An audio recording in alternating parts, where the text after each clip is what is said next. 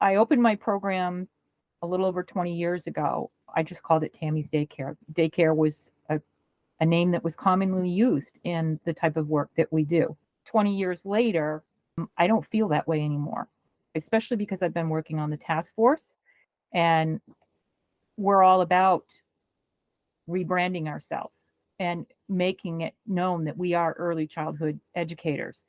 So I needed to figure out how to change how I was seen, how I invited my families into this process. I decided to create a letter that I personally handed out to each of my families.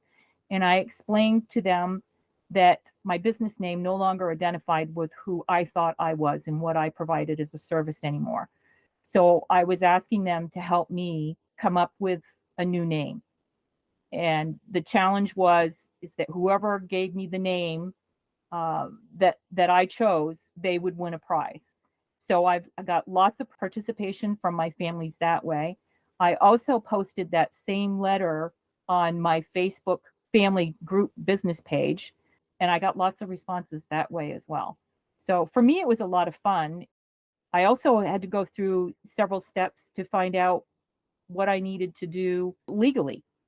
I found out that because I am just a registered program, I'm not licensed, I don't have an LLC, that all I needed to do was just rebrand myself, really. And when I filed my income taxes for 2023, I just let the IRS know that I've got a change in business name. So for me, it was a very simple process. I made the announcement to my families. Sign is going to be changing at the foot of my driveway. And I even made that sign turn out to be a very cheap fix by using magnetic signs to cover up the word daycare with my new branded name, which is Tammie's Early Care and Education.